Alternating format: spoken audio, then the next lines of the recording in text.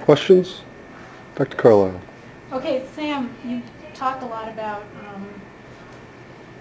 stem cells and cells to help replicate organs and diseases. Two things that I think are happening now, and correct me if I'm wrong. One, sometimes if a couple has a son or a daughter who has a disease like leukemia or lymphoma or something like that, they then have another child so that they've got an organ donor match there. So that's happening, and also women now are freezing their placentas and umbilical cords to save for stem cells. What are your thoughts on that? I believe what you talked about first about having a second child, I think that leans towards embryo screening and gene therapy more, because that is the pre-implantation genetic diagnosis, because you can't ensure that you're going to have a complete genetic match when you have a child, and that leans into like looking to have this child just like another child. Why you would love it, hopefully just as much, I don't think that's ethically correct of us. However, the way I look at stem cell research to happen is more through this abortion, because her person, as I said, we already have overpopulation issues. I don't need to be such a cool person on it, but the life in an orphanage isn't really what many people would dream of, you know.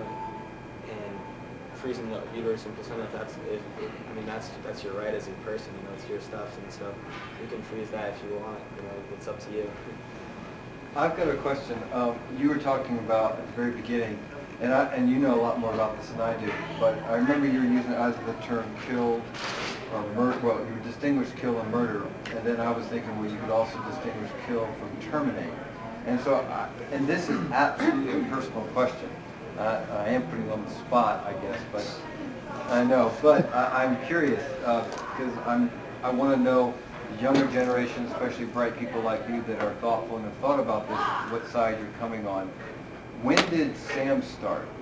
Because you were saying something about the stem cells can be taken in the first 8 days, right? Yeah. All right. So did SAM exist at the first day or the 9th day? Because how do you distinguish between killing and terminating the development of life? And I don't mind to put that with any hue where I come from, but that seems to be the most challenging, difficult subject. So where do you fall on that? I believe it stands along the same lines as the death penalty. You don't really agree with it until you've had someone that has been close to you murdered by someone who then can face the death penalty. I believe I can't really speak for it because A, I have not ever had to abort a child, and B, I don't remember that early time. Most likely. You won't. You could have Jerry Springer. What, you don't remember when you were 1 cell?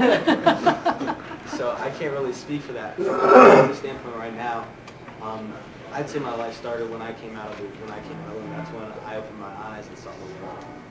Okay, so that's the comfort level you have that prior to that would allow you to consider abortion.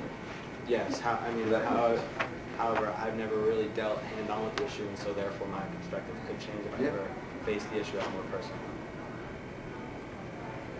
Any more questions? Well, to a certain extent, it's to both of you, but you know, watching the terms you have up there, listening to you talk about you know, a variety of rather specific terms. How much did you two have to really educate yourself about the science? I mean, I've taught both of you. Yeah, you are smart lads and all that sort of stuff, but you've used a variety of terms here that would probably be found in 300 to 400 level courses at university, perhaps graduate school. We're talking about some cutting-edge stuff. Reflecting on your project here, what does that say for whether we consider ourselves the electorate, whether we consider ourselves generations that are going to have to deal with this very directly, as opposed to all of us of the steam-driven generation? What level of education is required to have a constructive debate on this, to be able to think at the level you have about these issues?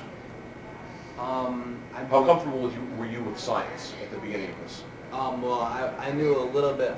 Everyone's had heard the term cloning, and some people have heard the term stem cell research, but to delve into them took a little bit more time and a lot more education done through Mr. On giving me articles, as well as taking my own time to look online and read articles and take notes on these sources that I found. And I think that education is a huge part of actually knowing what you're talking about, like others for everything. It's the same as like with a presidential debate or politics. You can act like you know what you're talking about, but you don't really until like watch the news or like follow up on this, and do your research on what these politicians stand for. It's the same thing with, because you can't really know what these scientists stand for until you actually look at them and look at different opinions on it, both positive and negative, like those support the sciences and those that are against the sciences. So I'd say a very, I think, wide education is needed, also concise, because there's a lot going on. You don't know anybody that's really experts on all four divisions of this. You know people that are experts on one.